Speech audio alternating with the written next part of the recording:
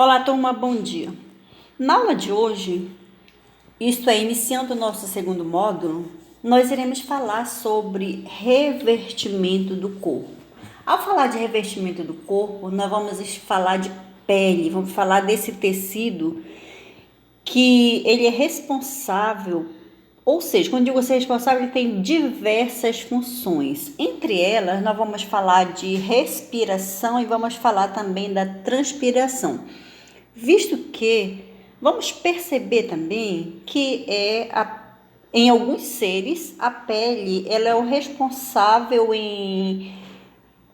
digamos assim, pela proteção dos seres vivos. Por que proteção? Porque muitos deles usam a pele para se camuflar, ou seja, vai acontecer esse processo de camuflagem para a proteção dos seres vivos, de algum deles, ok? Então é o que nós estaremos falando nas nossas aulas. Então a gente vai perceber assim que a pele, ela tem essas diversas funções. Entre elas, nós vamos falar, por exemplo, que a pele, ela serve como uma barreira natural, como a gente já falou nas outras aulas, né? Ela vai impedir que o nosso corpo, ele entre em contato com corpos estranhos, ou seja, mesmo que o nosso corpo entre em contato, mas a pele, ela está aí para proteger contra esses corpos estranhos. Além do mais, vamos perceber também que a pele, ou seja, através da pele, nós podemos perceber as sensações como o frio, o calor, a rigidez. Então, é através da pele que ela vai nos dar essa percepção. E também, através da pele, ocorre, por exemplo, a liberação do suor, tá? Quando você pratica bastante exercício, as suas células elas vão ficar agitadas, liberando assim uma quantidade de substâncias que não serve mais para o seu organismo e vai ser liberado através da pele. A gente vai perceber também que temos algumas estruturas, como por exemplo as unhas, os pelos. Isso daí são chamados de estruturas anexas da pele, tá? Porque cada uma delas vai ter sua função importante, tá? Por exemplo, vamos supor assim, quando se fala de unhas, a gente vai perceber assim que ela é uma estrutura protetora da estrutura dos dedos, tá? Antes de nós falarmos em cada estrutura dessa, vamos falar das camadas da pele. Por quê? Não é somente, por exemplo, você olhar a parte superficial, isto é a pele, mas aí dentro da ciência nós vamos perceber, é como se você estivesse estudando a Terra. Só voltando um pouquinho, a gente vai perceber que a Terra ela apresenta as camadas, a camada externa, a camada interna e a camada mais interna, no caso seria o núcleo, tá? A pele, ela também é um órgão que vai apresentar algumas estruturas básicas. Entre elas, nós vamos perceber a epiderme, que quando se fala em epiderme, nós vamos falar em camada mais externa da pele, onde essa camada mais externa ela é composta por tecido epitelial. Onde é que nós vamos encontrar esse tipo de tecido? Em toda a superfície do nosso corpo, superfície externa do nosso corpo, tá?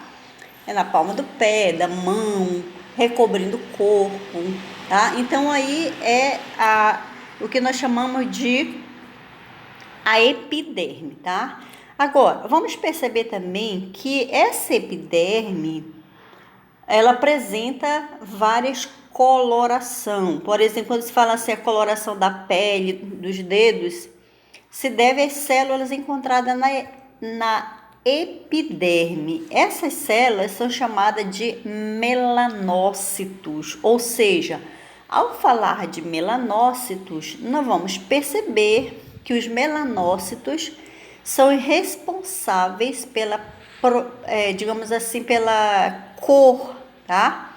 Pela produção de um pigmento, onde esse pigmento é chamado de melanina, tá? Então, só repetindo, melanócitos, ou seja, são as células encontradas no tecido epitelial. São responsáveis pela produção do pigmento, que esse pigmento vai dar cor ao tecido epitelial, tá? Chamado de melanina. Então, vamos supor assim, quanto mais cor, ou seja, quanto mais escura for o tecido epitelial, mais melanina a pessoa tem, ou seja, esse corpo produz. A outra parte do tecido epitelial é a derme. A derme, ela é a camada intermediária. Ela fica entre a epiderme e a tela subcutânea. Ela é composta de tecido conjuntivo. Então, nela vai se localizar os vasos sanguíneos. Quando nós estávamos estudando o tecido ou seja, o tecido circulatório, ou seja, o sistema circulatório, nós percebemos assim que o sangue, ele circula em todo o nosso corpo. Então, aí nós temos também os vasos sanguíneos, tá? Localizado lá na derme, e também é por onde os nervos, ou seja, onde nós encontramos também os nervos, tá? Relacionado, por exemplo, ao sentido do tato e dos músculos, como por exemplo, se você vai pegar numa estrutura quente ou fria, então você vai ter essa percepção primeiramente através do tecido epitelial. Esse tecido epitelial, ele envia essa sensação de quente ou de frio para o sistema nervoso, e o sistema nervoso automaticamente ele envia para outras partes do corpo, ok?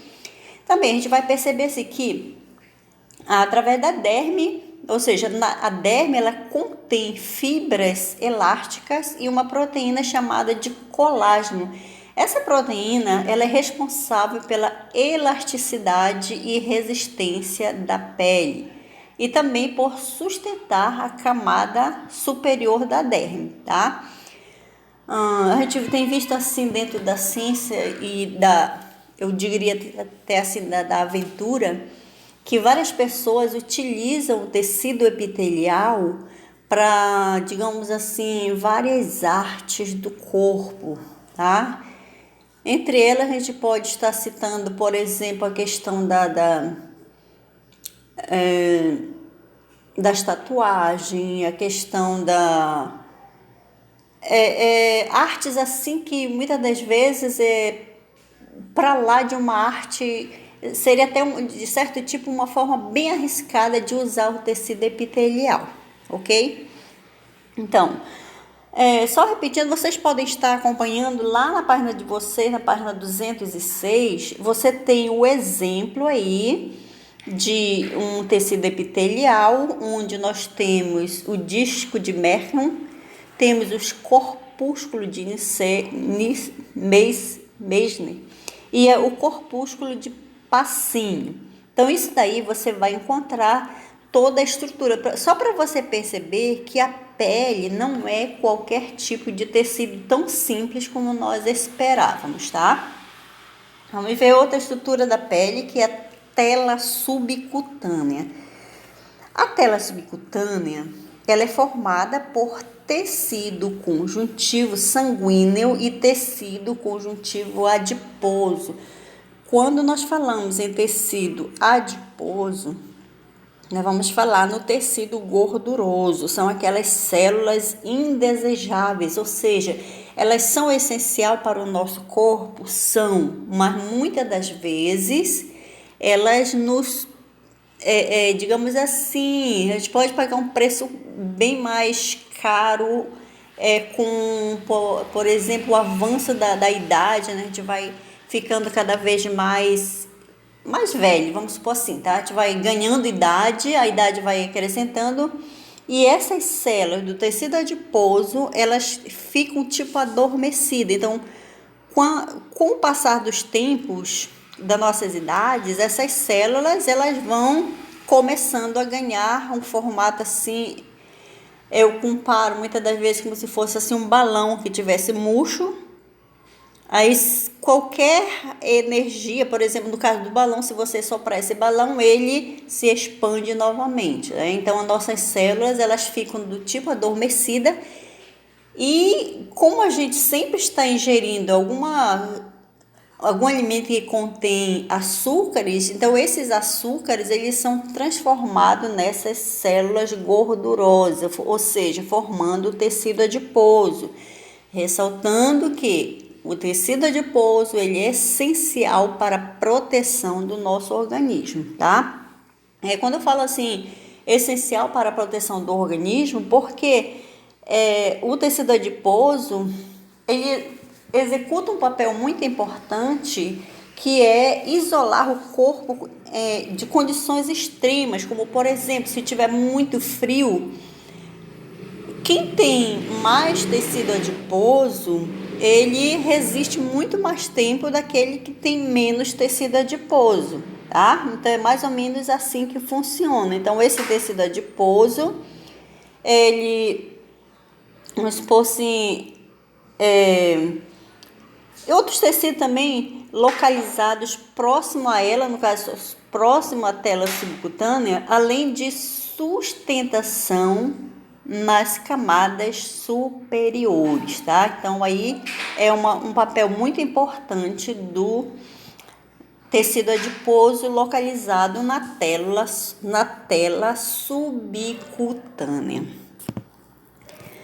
Outro ponto que nós iremos abordar também, que eu já havia citado logo no início da nossa aula, é que as estruturas anexas da pele. Essas estruturas anexas nós vamos encontrar como, por exemplo, as unhas, os pelos, as glândulas. São estruturas que, de certa forma, elas vão ajudar na proteção do tecido epitelial, tá? Então, observando assim, ao falar de unhas, nós vamos perceber que as unhas, elas são estruturas formadas por células epiteliais, que essas estruturas, elas contêm proteína que vão permitir essa dureza, tá? Lembrando que quando nós falamos em dureza, nós vamos falar dessa substância que forma a unha, que é a queratina, tá? Então, elas são encontradas nas extremidades dos dedos, protegendo contra as lesões, tá? Então, quer dizer, bem no centro do dedo, ou seja, bem na ponta do dedo, na parte central, nós temos aí as unhas formadas por essa substância queratina, que permite essa dureza, que tem por função a proteção do dedo. Os pelos, vamos falar um pouquinho sobre os pelos também. Quando nós falamos em pelos, esses pelos, eles são estruturas que muitas das vezes a gente percebe assim, mas qual a importância desses pelos no nosso organismo? Então, aí a gente vai perceber, por exemplo, assim, os homens, geralmente, eles têm mais pelo que as mulheres, tá? Em algumas exceções. Então, como é que a gente vai observar isso? Então, os pelos, eles são estruturas também anexas, que são distribuídas de maneira desigual no corpo todo, tá? Como eu falei para vocês, muitas das vezes os homens têm mais pelo do que as mulheres. Então, o que nós vamos perceber com isso? Então, a principal importância desses pelos está exatamente na proteção do organismo. Aí você vai dizer assim, mas os homens têm mais proteção que as mulheres? Isso aí vai depender, por exemplo, da localização de onde está distribuído esses pelos, tá bom? Outra coisa que a gente vai perceber também, que os pelos, eles protegem, por exemplo, de perda de água, de que mais? De corpos estranhos se aproximando do organismo. Então, nesse ponto que a gente está falando de proteção, tá bom? Então, só ressaltando que os pelos do corpo humano, eles auxiliam na percepção de objetos que possam, ou seja, entrar em contato com a pele, tá? Então, a gente poderia dizer assim, muitas das vezes você pode ter essa percepção de quente ou frio, primeiramente nos pelos. Ou seja, os pelos eles vão proteger proteger a pele no caso de alguma sensação dessa, de quente ou de frio, tá? Aí nós temos aí algumas partes onde nós podemos encontrar pelos, no caso do nariz, os cabelos, os cílios, tá? Quando se fala assim, por exemplo, os pelos do nariz, esses pelos, eles vão, exatamente como a gente já falou lá no sistema respiratório, eles têm essa função de purificar o ar, aquecer o ar antes da entrada, ou seja, da inspiração desse ar, ok? E ao falar de cabelos, os cabelos eles vão proteger a cabeça, né? Que fica assim, é a parte do corpo que fica mais exposta. Então aí os cabelos eles vão ter essa função de proteção do couro cabeludo. Aí você poderia dizer assim, os carecas. A gente vai perceber assim que eles têm esse tecido epitelial, ele não tem o cabelo, mas tem o tecido epitelial que ele impede, por exemplo, claro que a diferença do que tem cabelo que não tem cabelo, ela tem essa, digamos assim, essa diferença, né? Então, por exemplo, nos homens calvos, afeta principalmente a predisposição genética e a perda de cabelos, tá? Então, esse problema está relacionado com hormônios. Quer dizer que nem todos os homens têm essa tendência de ser careca, ou seja, ausência de cabelo, tá? Vamos ver os cílios. Qual seria a função dos cílios? Então, os cílios a gente já vai perceber também que eles protegem os olhos da entrada de partículas presentes no ar.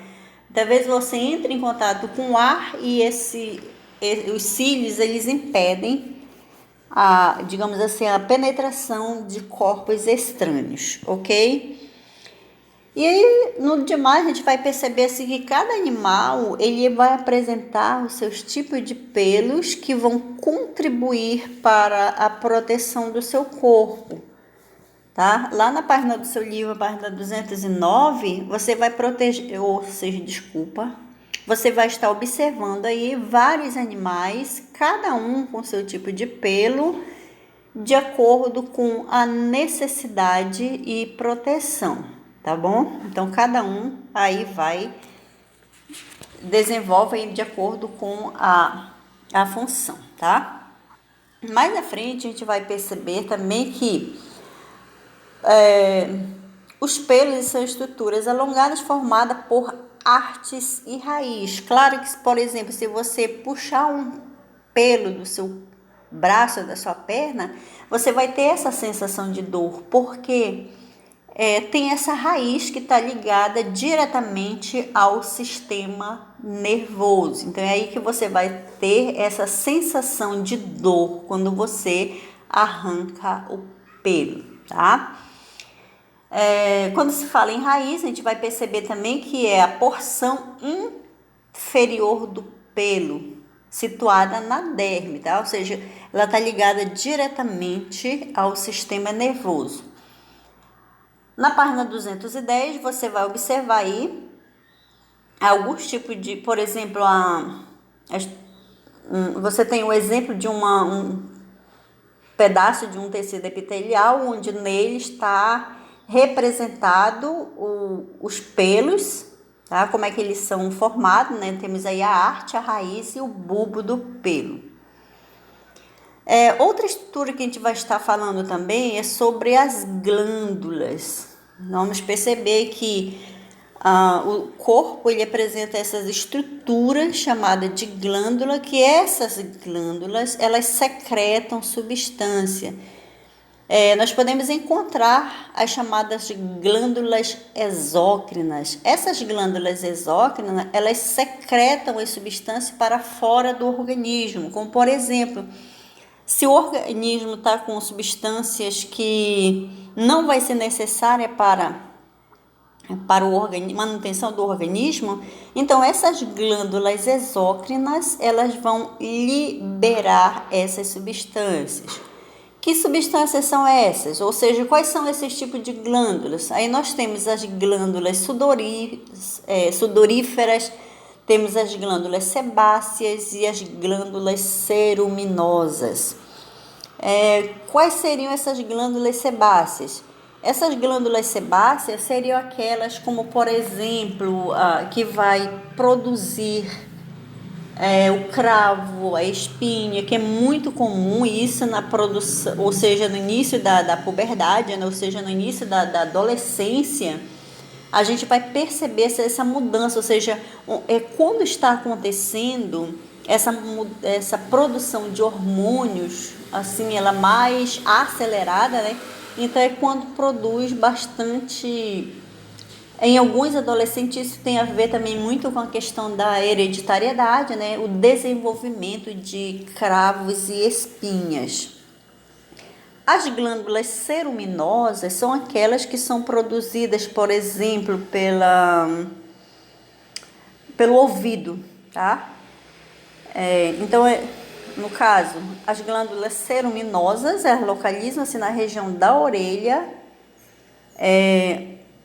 no caso a orelha externa, e excreta o cerume, ou seja, que nós chamamos de cera de ouvido, juntamente com os pelos. Então, no caso da orelha, ela forma uma barreira de proteção contra os corpos estranhos. Então, a gente vai perceber também que essas glândulas ceruminosas, elas são importantes também para a produção do nosso corpo, tá?